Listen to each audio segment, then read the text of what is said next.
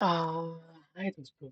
देखो तो आज से हम स्टार्ट करने वाले हैं केमिस्ट्री ब्लैक बुक की। ठीक है, जो अरिहंत की ब्लैक बुक केमिस्ट्री आती है वो स्टार्ट करेंगे।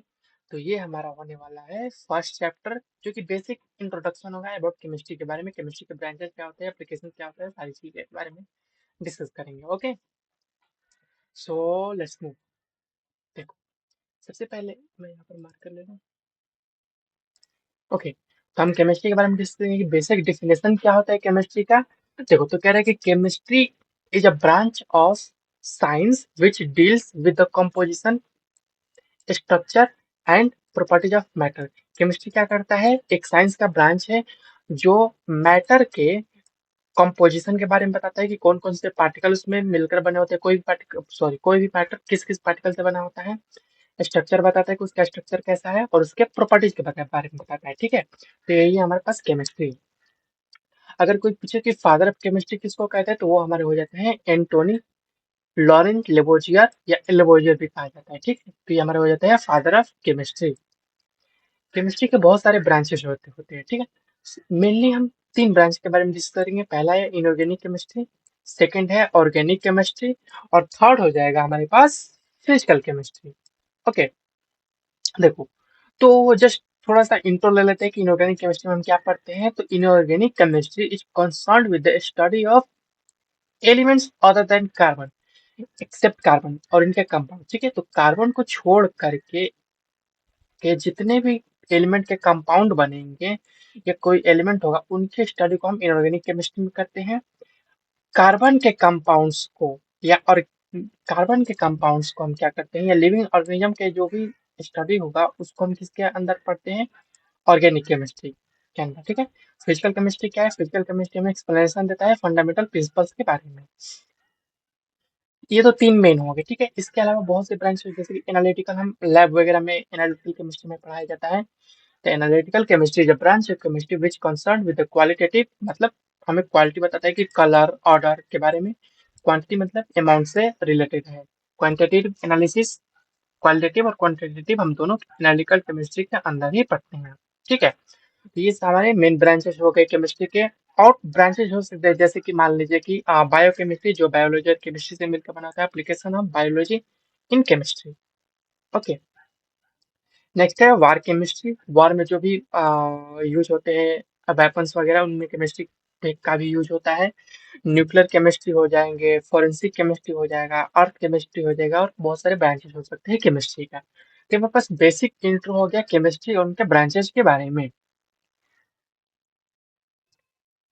नेक्स्ट हम छोटा सा पार्ट पढ़ लेते हैं मैटर के बारे में। तो सबको पता है कि मैटर क्या होते हैं, anything that occupies some space, has some mass, is called matter. ऐसी कोई भी चीज जो कुछ स्पेस एक्वायर करती है और कुछ जिसका कुछ ना कुछ मास होता है, हम उसको क्या बोलते हैं कि वो मैटर है।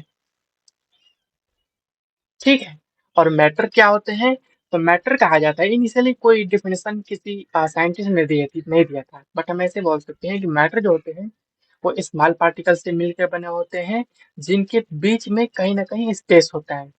ओके, अब मैटर के बारे में डिटेल में हम डिस्कस करेंगे। स्टेट्स, फिजिकल क्लासिफिकेशन मतलब स्टेट्स के बारे में, सॉलिड लिक्विड और इसके बारे में, गैस में कि कितना स्पेस होता है कितना नहीं होता है। The matter particle attracts each other and are in a continuous motion. ठीक है, कोई भी अगर पार्टिकल है मैटर का, तो एक दूसरे को अट्रैक्ट करेंगे, कुछ ना कुछ वहां पर बॉन्डिंग होगी और वे कंटिन्यूअस मोशन में रहते हैं।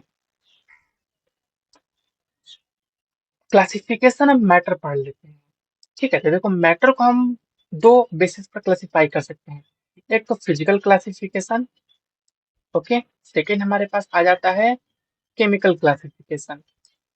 फिजिकल क्लासिफिकेशन को थ्री पार्ट में डिवाइड कर दिया, solid, liquid and gas. Chemical को हम कैसे कर सकते हैं, एक तो हमारे पास प्योर सब्सटेंस हो सकता है और एक मिक्सचर आ सकता है। मिक्सचर में भी दो हो सकते हैं, एक तो होमोजेनस हो जाएगा और एक हो जाएगा हमारे पास हेट्रोजीनस।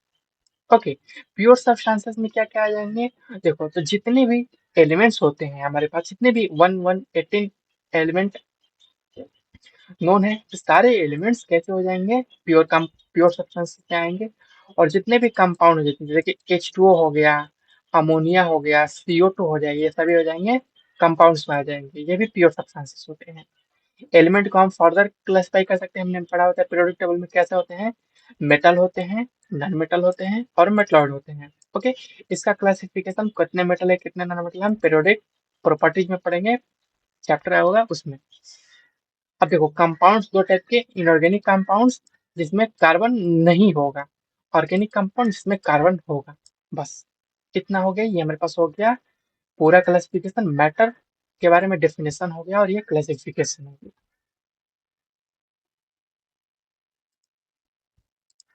नेक्स्ट हम देख लेते हैं कि प्योर सब्सटेंसेस, इसी के क्लासिफिकेशन में हम थोड़ा सा डिस्कस कर लेते हैं कि प्योर सब्सटेंसेस क्या होते हैं। तो कह रहा है कि pure substances have characteristics different from the mixture. Obvious है कि अगर प्योर सब्सटेंस मिक्सचर तो होगा नहीं, मिक्सचर से तो अपोजिट कैरेक्टरिस्टिक्स रखेंगे, ठीक है। They have fixed composition. देखो प्योर सब्सटेंसेस का जो कंपोजिशन होता है वो फिक्स होता है, जैसे कि अगर हम H2O की बात कर रहे हैं, ठीक है, जिसमें हाइड्रोजन और ऑक्सीजन का रेशियो फिक्स है 1:8 बाई मास हमने लिया है। ओके, अगर मिक्सचर की बात करते हैं तो वहां पर कंपोजिशन फिक्स नहीं होता है, वो एनी रेशियो में हो सकते हैं, जैसे कि मान लीजिए कि वाटर एंड सैंड। अब इसका कोई कंपोजिशन बता ही नहीं सकते कि कितना वाटर है कितना सैंड है, कितना भी हम ले सकते हैं। ओके, तो ये फिक्स नहीं, तो ये मिक्सचर हो जाएगा और ये हमारे पास हो गए प्योर सब्सटेंसेस। एलिमेंट्स क्या होते हैं, तो एलिमेंट्स देखो, एलिमेंट्स क्या है, तो elements is the simplest form of pure substance. कोई भी अगर प्योर सब्सटेंस है उसका अगर सिंपलेस्ट फॉर्म पूछा जाएगा तो वो क्या हमारे हो जाएंगे, एलिमेंट हो जाएंगे। ओके, और एलिमेंट को ना ही डिकम्पोज किया जा सकता, ना ही तोड़ा जा सकता है, ना ही इसको बनाया जा सकता है, बिल्ड किया जा सकता है किसी भी सिंपल सब्सटेंसेस से, किसी भी फिजिकल या केमिकल मेथड द्वारा नहीं बनाया जा सकता। Okay, it contains only one kind of, कोई भी एलिमेंट होगा उसमें एक ही काइंड का एलिमेंट पर आइटम प्रेजेंट होगा। अगर कार्बन है तो इसमें कार्बन के ही आइटम प्रेजेंट होगी, ये नहीं कि यहाँ पर ऑक्सीजन प्रेजेंट होगा, एलिमेंट कार्बन है तो कार्बन ही प्रेजेंट होगा।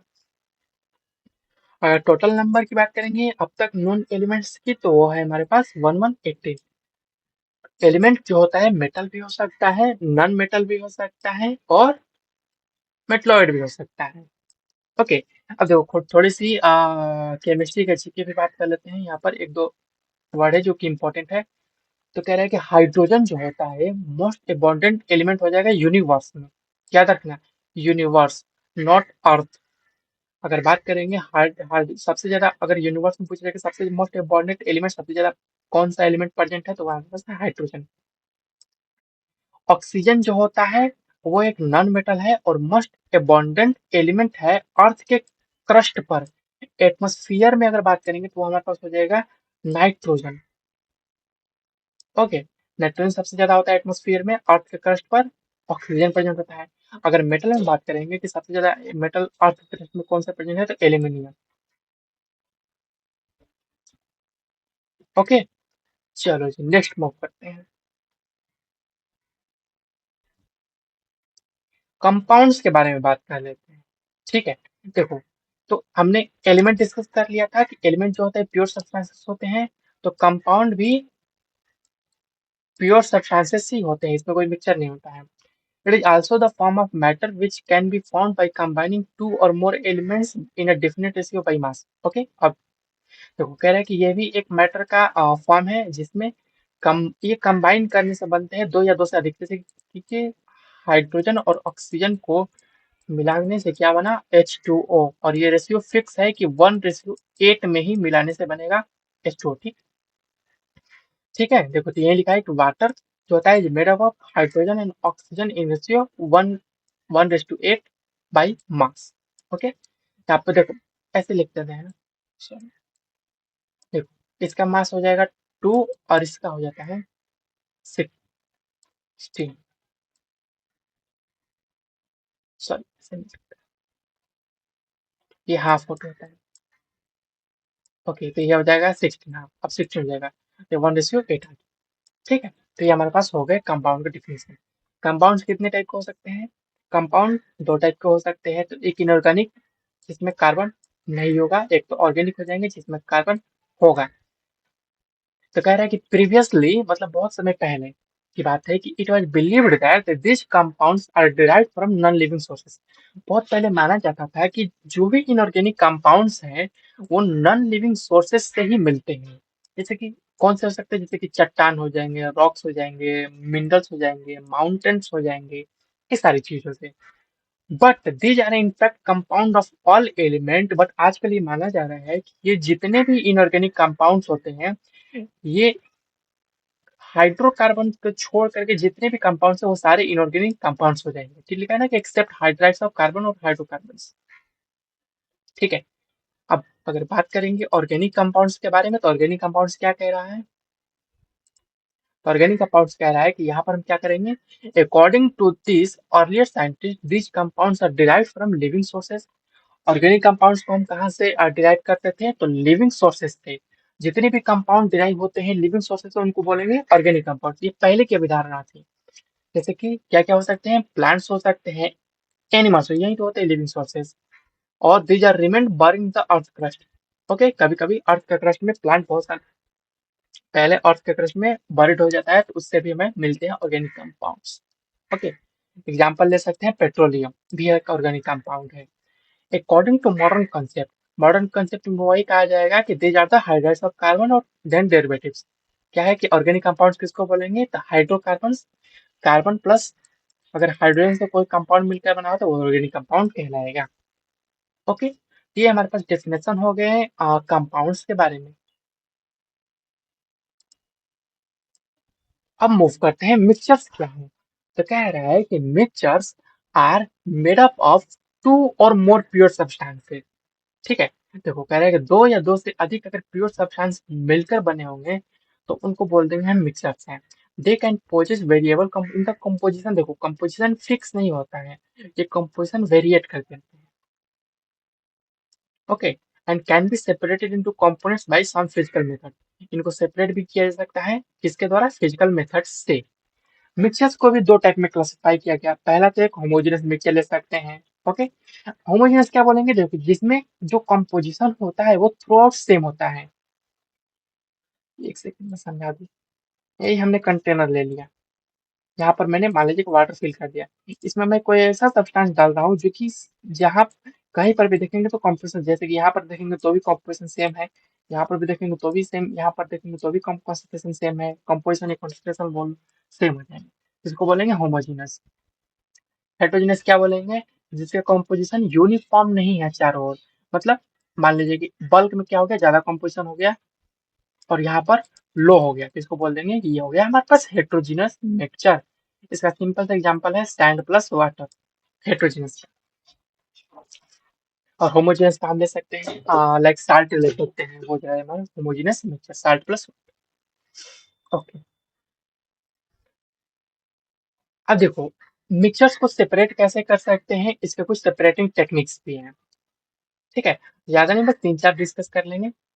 देखो तो कह रहा है कि फिल्ट्रेशन द्वारा, फिल्टर से हम मिक्सचर को सेपरेट कर सकते हैं। कैसे करेंगे, तो filtration is the process of separating solids that are suspended in the liquids. Obvious है कि जो हमने सैंड और वाटर लिया था ना, वो वाली बात है ये, कि लिक्विड में अगर सॉलिड डाल देंगे तो उसको अगर हम फिल्टर करना है तो क्या करेंगे, फिल्ट्रेशन फिल्ट्रेशन प्रोसेस से कर सकते हैं। ठीक है, तो कहते हैं as the liquid phase passes through the filter, जो लिक्विड फेज होगा वो फिल्टर से पास कर जाएगा और जो सॉलिड पार्टिकल्स होंगे वो फिल्टर में ऐसे ऊपर ही रह जाएंगे। जैसे कि मैंने ये फ्लास्क ले लिया और यहाँ पर ऐसे सॉलिड पार्टिकल रह जाएगा और जो लिक्विड होगा हमें अंदर मिल जाएगा। तो ये हमारे पास हो गया फिल्ट्रेशन।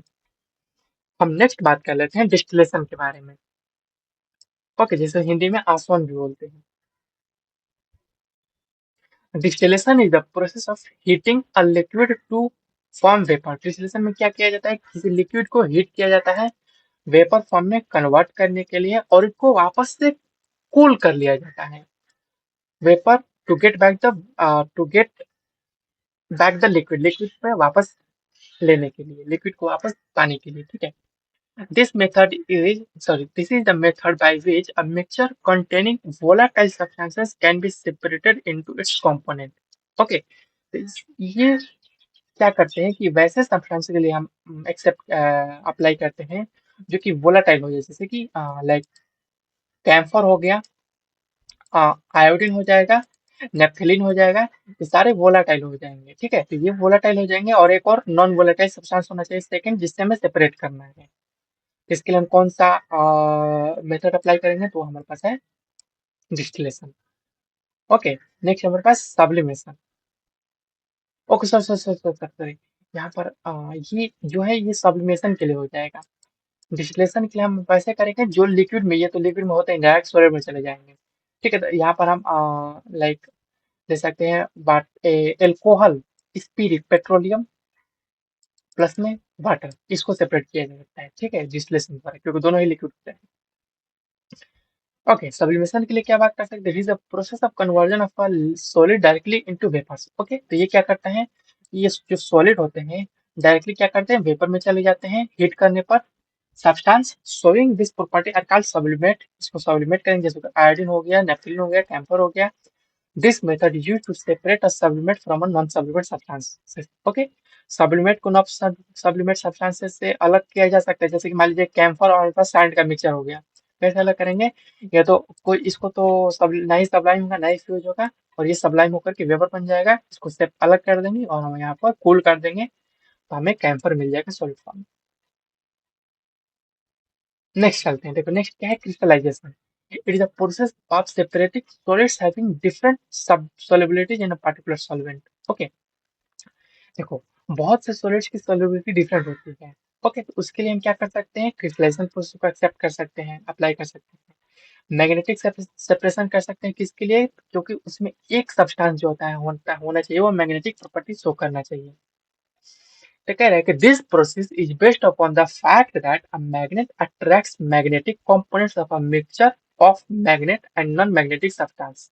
ओके, अगर कोई मिक्सचर है जिसमें मैग्नेटिक और नॉन मैग्नेटिक हो जाएगा और नॉन मैग्नेटिक इम्प्योरिटी हो जाएंगी, हमारे पास मैग्नेटिक सब्सटेंस चाहिए और नॉन मैग्नेटिक इम्प्योरिटी को अलग करना है, तो उसके लिए हम क्या करेंगे, मैग्नेटिक सेपरेशन यूज करेंगे।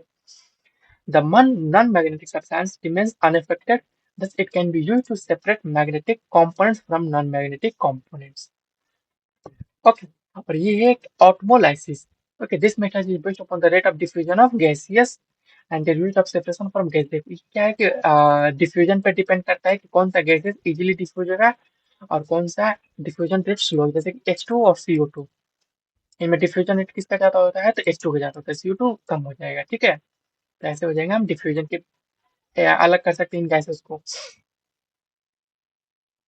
ओके, तो हमने यहाँ तक डिस्कस कर लिया था कि मिक्सचर्स क्या होते हैं और मिक्सचर्स को सेपरेट कैसे कर सकते हैं, डिफरेंट डिफरेंट फिजिकल फॉर्म में हो सकते हैं मिक्सचर, जैसे कि फिल्ट्रेशन यूज कर सकते हैं, लिक्विड लिक्विड के लिए हम डिस्टिलेशन यूज कर सकते हैं, सॉलिड और सॉलिड के लिए अगर वेपर फॉर्म में कन्वर्ट हो रहा है तो उसके लिए सब्लिमेशन यूज करते थे।